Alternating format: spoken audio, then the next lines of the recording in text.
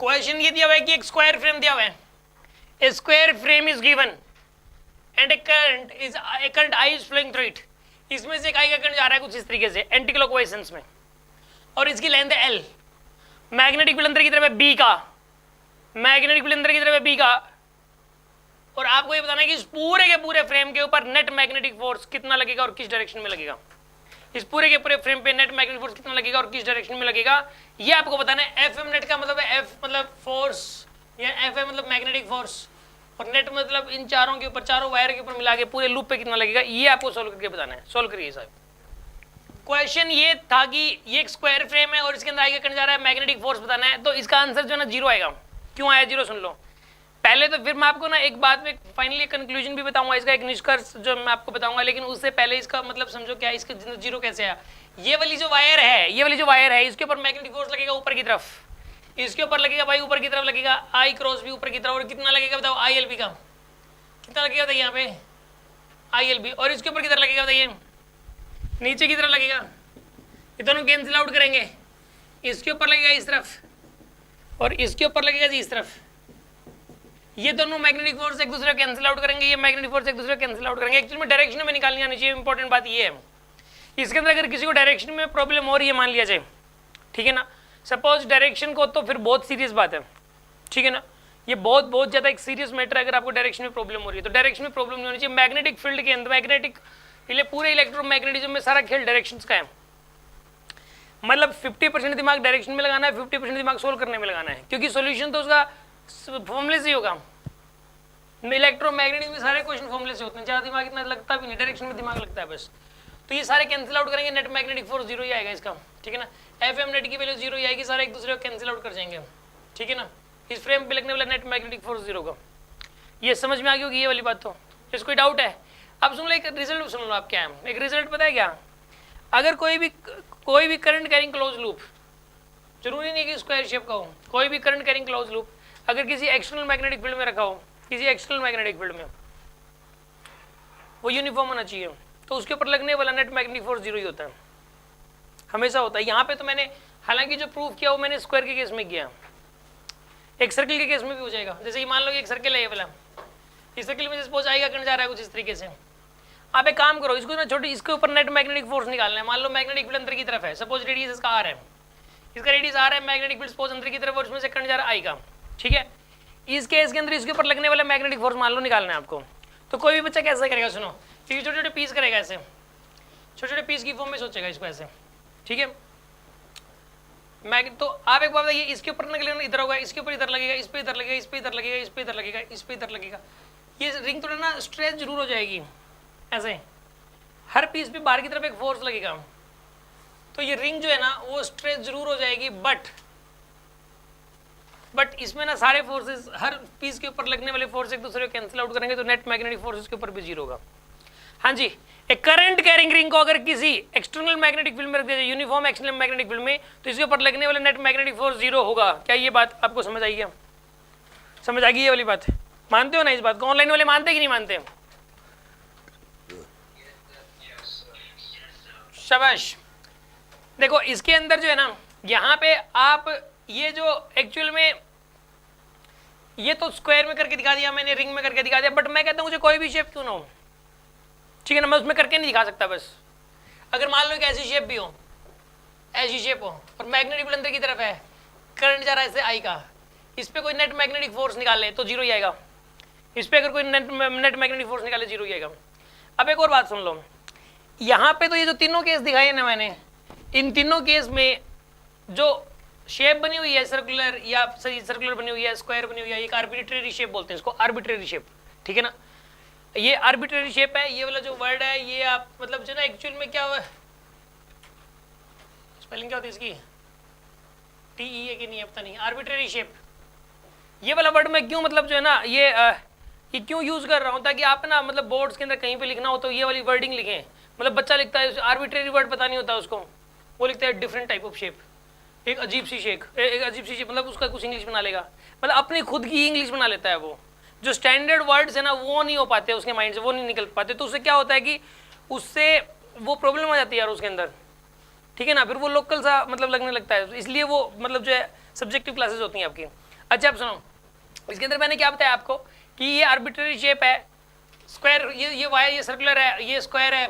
और ये arbitrary shape है, ठीक है। यहां पर इन तीनों ही शेप्स में, तीनों में ही मैंने तीनों को ड्रॉ किया बोर्ड के प्लेन में और मैग्नेटिक फील्ड बनाया अंदर की तरफ, यानी कि प्लेन के परपेंडिकुलर, प्लेन के परपेंडिकुलर, प्लेन के परपेंडिकुलर बनाया मैग्नेटिक फील्ड। आ रही है बात समझ में आपको? मैं ये कह रहा हूं कि अगर परपेंडिकुलर ना भी होना तो भी कोई दिक्कत नहीं है, एंगल से कुछ भी हो। यहाँ पे तो एंगल 90 डिग्री है, मैग्नेटिक फील्ड और मतलब जिस प्लेन में वो उस मतलब जिस प्लेन में ये लाई कर रहे हैं शेप्स, उस प्लेन का मैग्नेटिक फील्ड से एंगल 90 डिग्री है। बट मैं कहता हूँ वो एंगल से 30 डिग्री हो, चाहे 60 डिग्री हो, चाहे 10 डिग्री हो, चाहे 20 डिग्री हो, वो एंगल से कुछ भी हो, net magnetic force on the loop 0 ही आएगा, ठीक है। मैं ये कह रहा हूँ कि अगर कोई भी करंट कैरिंग क्लोज लूप किसी यूनिफॉर्म मैग्नेटिक फील्ड में रखा हो, यूनिफॉर्म एक्सटर्नल मैग्नेटिक फील्ड में रखा हो, चाहे वो उसके साथ किसी भी एंगल पे क्यों ना रखा हो, उसके ऊपर लगने वाला net magnetic force, I am not talking about the torque, I am talking about the force, उसके ऊपर लगने वाला नेट मैग्नेटिक फोर्स 0 ही होगा पक्का। एंड जो मैंने अभी स्टेटमेंट बोली है, ये वाली स्टेटमेंट जो है ना, एक आगे आएगा मूविंग कॉइल गैल्वेनोमीटर, उसका जो प्रिंसिपल भी यही है। मूविंग कॉइल गैल्वेनोमीटर जो गैल्वेनोमीटर मैंने बताया उसी को बोलते हैं, पूरा नाम होता है मूविंग कॉइल गैल्वेनोमीटर। गैल्वेनोमीटर क्या होता है वो मैंने आपको बताया था पहले, इलेक्ट्रोडायनामिक्स में आप पढ़ चुके हो गैल्वेनोमीटर क्या चीज़ है। अब जो गैल्वेनोमीटर क्या मतलब कैसे बनता है, मतलब इसके अंदर की कंस्ट्रक्शन वर्किंग ये सब होता है कि आखिर ये वर्क कैसे करता है, ये हमारे कोर्स के अंदर है। तो वो किस प्रिंसिपल पे वर्क करता है, वो इसी प्रिंसिपल पे वर्क करता है एक्चुअल में। तो एग्जाम में ये अक्सर आ जाता है कई बार कि principle of moving coil galvanometer बताओ, तो इसका जवाब ये है कि अगर कोई भी करंट कैरिंग क्लोज लूप हो, चाहे वो किसी भी शेप का क्यों ना हो, कोई भी करंट कैरिंग क्लोज लूप होना चाहिए, वो करंट से ऐसे कैरी कर रहा हो चाहे ऐसे कैरी कर रहा हो, किसी भी शेप का क्यों ना हो, और वो एक्सटर्नल मैग्नेटिक फील्ड में कर रखा हो, चाहे वो किसी भी एंगल पे क्यों ना रखा हो, तो उसके ऊपर लगने वाला नेट मैग्नेटिक फोर्स हमेशा ही 0 होगा। ये होता है, ठीक है ना। अब इस बात को घुमा फिरा के कैसे ही पूछ लेगा पेपर में, मैं लिखवा देता हूं, लिखिए आप। If a current carrying closed loop of any shape is placed in an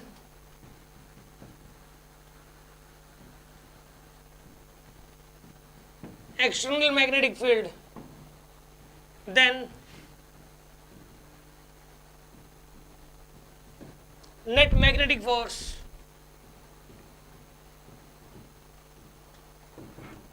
acting on it is 0,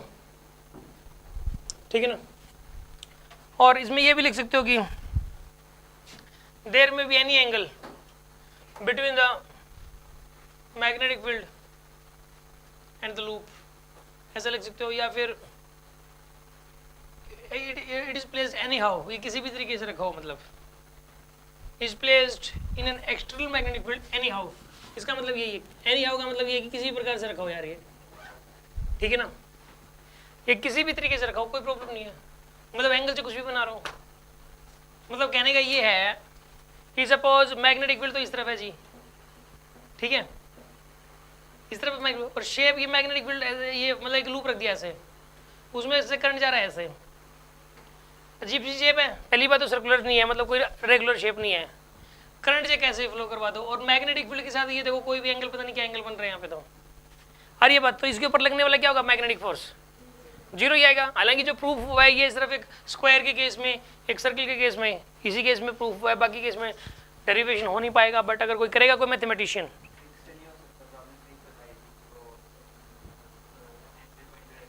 हाँ ट्रिक से सोच सकते हो, ठीक है ना। मतलब अभी द डाउट ये पूछा गया है कि क्या ट्रिक से, इस बात को ट्रिक से भी तो सोच सकते हैं हम लोग, बिल्कुल सही बात है। मैंने ट्रिक ये बताई थी कि अगर मतलब कोई भी फ्रेम है या कुछ भी, जहाँ से जो एंट्री पॉइंट और एग्जिट पॉइंट को सीधा मिला लो आप, और मिलाने से अपनी मर्जी से एक वायर लगा लो और उस वायर पर लगने वाला नेट मैग्नेटिक फोर्स निकालो, वही आंसर है। तो इसमें एक काम करो, जहाँ से एंट्री होगी वहाँ से एग्जिट हो रही है, अब एक काम करो, यहाँ से एंट्री मान लो, जैसे इस वाले केस में यहाँ से एंट्री मान लो, यहीं से एग्जिट मान लो,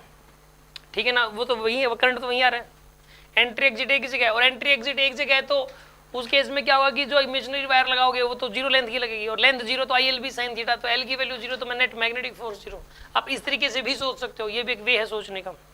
ठीक है। यस, किसी के मन में कोई डाउट, किसी को डिस्कशन करना हो? हाँ जी, हाँ जी, ऑनलाइन वाले स्टूडेंट्स कोई डिस्कशन, कोई डाउट,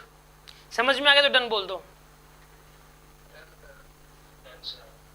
गुड।